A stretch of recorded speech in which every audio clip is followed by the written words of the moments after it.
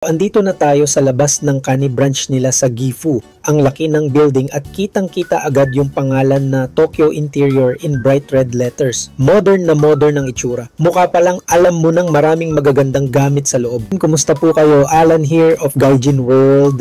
Pagpasok natin, sasalubong sa'yo yung malinis at welcoming na atmosphere. Pansinin nyo yung sahig, ang ganda ng geometric pattern. At kita nyo ba yun? Ang daming sale signs. Perfect timing para mamili. Dito sa entrance, andito agad yung mga small home goods, perfect for housewarming gifts or a quick home refresh. Dito sa unahan, may mga home diffusers and fragrances, pampabango ng bahay, ang sasarap ng amoy, may mga floral scents, may woody, at may fresh linen scents din.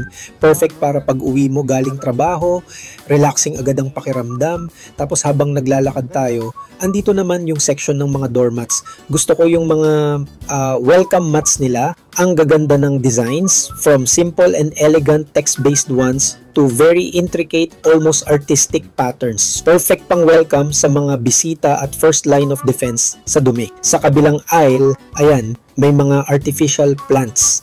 Para sa mga tulad kong hindi masyadong green thumb, perfect to para magkaroon ng touch of nature sa bahay nang hindi kailangang mag-alala sa pagdilig. Ang realistic tingnan, may mga mailboxes din sila for Japanese style homes, from modern to classic designs. At ayan, may 5% off sale sila sa mga home decor. Sulit, magandang chance to para bumili ng mga wall art or small decorative items. Moving on, andito na tayo sa furniture section. Ang daming display ng mga side table, estante, at upuan. Talagang makakakuha ka ng inspiration dito. Ayan o, yung brand na If Home. Simple and modern yung style, bagay na bagay sa mga Japanese apartments na usually may limited space. Marami ding ready to assemble items na nasa kahon na, kaya madaling iuwi at i-set up. Tuloy-tuloy lang tayo sa pag-ikot. Tingnan nyo po itong mga bookshelves at storage solutions. Perfect para sa mga maliliit na espasyo para maging organized ang mga gamit. May mga modular shelves sila na pwede mong i-customize based sa needs mo. May mga TV stands at cabinets din.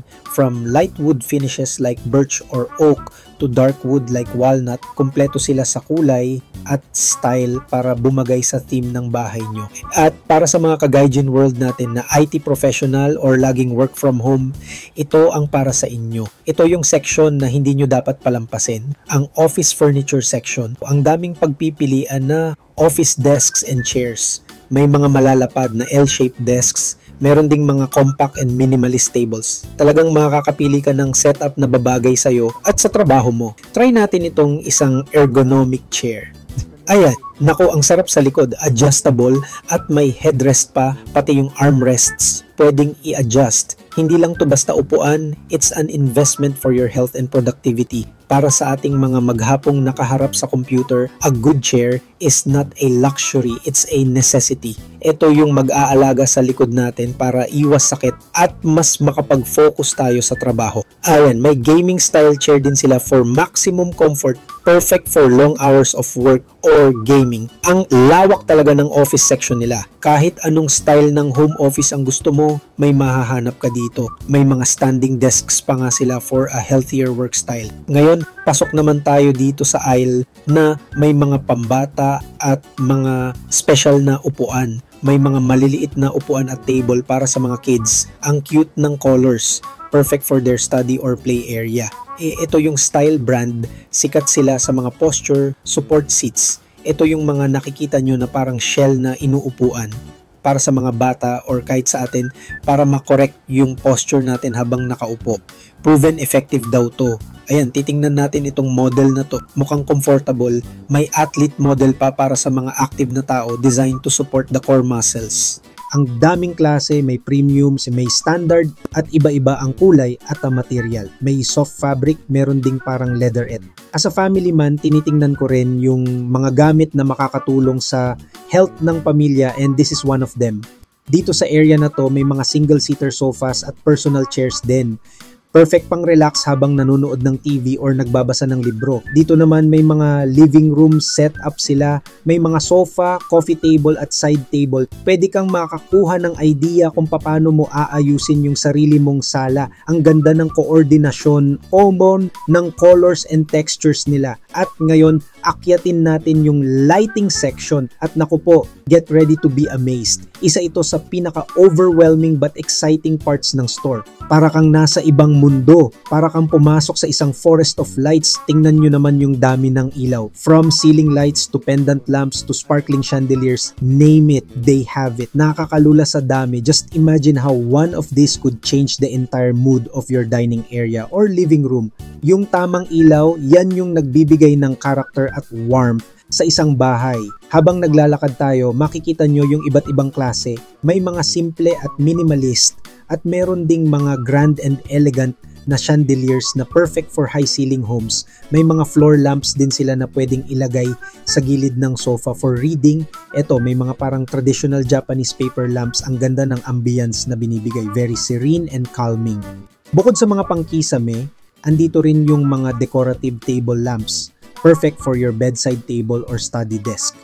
Ang cute nitong mga to, parang robot at rocket ship. Perfect sa kwarto ni Stephen. Siguradong matutuwa yun dito. Tapos itong mga mosaic style lamps, ang ganda ng kulay kapag umilaw. Parang nasa Moroccan spa ka. Very relaxing tingnan. Okay, let's move on. Dito naman tayo sa wow, isa sa mga paborito kong makita dito sa Japan, yung mga high-tech na gamit. Ito po ay mga automatic trash bins. Beat Voice gets more excited. Tingnan nyo to. You just wave your hand over the sensor and boom! Bubukas siya mag-isa. No need to touch anything, which is amazing. Grabe!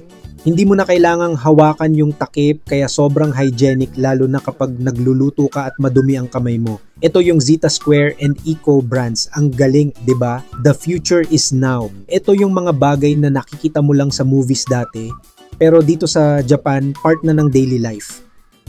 Meron silang iba't ibang sizes at shapes. May parang stainless steel, may black, may white. Talagang babagay sa kahit anong kitchen design. It's all about efficiency and cleanliness, which is very Japanese. Subukan natin yung iba. Ito, may button din siya kung ayaw mo ng sensor for manual override. At ang ganda ng mechanism, smooth yung pag-close niya, hindi bumabagsak. Napaka-convenient talaga. Okay, alis muna tayo dyan at baka makabili tayo ng wala sa oras. Dito naman sa kabilang section, may mga digital clocks at picture frames para i-display yung memories nyo. Balik tayo saglit sa mga basurahan. Ang dami talaga. May mga slim types din sila na perfect para sa mga masisikip na space. Okay, dito naman may mga indoor slippers at mga wooden storage boxes. Very minimalist and clean tingnan. Very Muji style. Tapos balik tayo sa mga orasan. Ang daming choices for wall clocks and digital clocks from analog to digital displays. Tingnan natin tong mga digital clocks. Ang daming features. May temperature display, calendar at iba-iba ang kulay ng ilaw. Very useful para all-in-one na. Ito pa, may wireless charging feature. Pwede mong i-charge yung phone mo sa ibabaw niya habang tinitingnan yung oras. Ang galing. Perfect for your bedside table. Less clutter, less wires. Lakad-lakad pa tayo. Dito naman sa area na to, puro home fragrances ulit. Reed diffusers, scented candles at essential oils. Mas malawak yung selection nila dito. Talagang lahat ng kailangan mo para maging cozy at mabango ang bahay mo andito. Papunta na tayo sa may escalator. Tingnan natin yung iba pang sections. Ang ganda ng layout ng store. Hindi ka maliligaw. Dito sa baba, may mga storage solutions. Mga baskets na gawa sa tela at metal. Perfect for organizing magazines, toys, or even laundry. At para sa mga pet lovers, ayan, may pet section din sila. Ang cute ng mga higaan para sa aso't pusa, mukhang sobrang komportable. May mga parang small pads pa sila. Tapos may mga plastic drawers din for organizing clothes. Very common sa mga Japanese homes. Sa aisle na to, mga laundry essentials. May mga laundry basket, clothes hangers, yan mga drying rack. Alam nyo naman dito sa Japan, madalas sa loob ng bahay nagpapatuyo ng damit. Kaya important yung mga indoor drying racks. Tapos may mga maliliit na step stool, very useful sa pag-abot ng mga gamit sa matataas na cabinet. Ang dami talagang practical na items dito. Tuloy lang ang ating pag-tour. Dito may mga umbrella stand, a must-have sa Japan dahil sa madalas na pag-ulan. At tingnan nyo to, may mga maliliit na safe or vault para sa mahahalagang gamit. Sa pader na yan, puro wall clocks, ang daming design from classic Roman numerals to quirky modern art styles. Ayan, may isang pamilya din na namimili, naghahanap ng gamit para sa anak nila. Kung bago ka pa lang sa Japan or kakalipat mo lang ng apartment, 'di ba, yung unang feeling is excitement, tapos biglang nakaka-overwhelm humanap ng gamit na swak sa panlasa, sa budget at syempre sa maliit na space ng Japanese homes. Okay, balik tayo dito sa may display ng mga electric fans. Dahil summer ngayon sa Japan, napaka-importante nito. May mga malalaki for the living room, may mga desktop fans for your home office at may mga portable din na pwede mong dalhin kahit saan. Talagang pinaghahandaan nila ang bawat season. May mga circulator fans din sila that help distribute cool air from the aircon. At ito, isa sa mga sikat na summer item dito sa Japan, yung cool loop na sinusuot sa leeg. Ito yung parang neck pillow na may cooling gel sa loob. Try natin. Oh, malamig nga. Ito yung nagpapalamig sa'yo habang nasa labas ka o kahit nasa bahay lang. Sobrang sikat nito dito para labanan ang matinding init at humidity ng Japan summer. Bukod sa cool loop, may mga iba pa silang cooling products. May mga gel pads na nilalagay sa unan at iba pang comfort items. Habang naglalakad-lakad tayo pabalik, grabe yung selection nila. Mula sa malalaking furniture tulad ng sofa at kama, hanggang sa pinakamaliit na tornilyo at home decor, it's a one-stop shop talaga for anyone setting up their home here. Hindi mo na kailangang lumipat-lipat ng store. Ayan, I hope na enjoy nyo po ang ating mabilis na tour dito sa Tokyo Interior. Napakaraming pagpipilian at siguradong may makikita kayong babagay sa style at budget ninyo. Alin po sa mga nakita natin yung pinaka nagustuhan nyo? Yung high-tech na basurahan ba?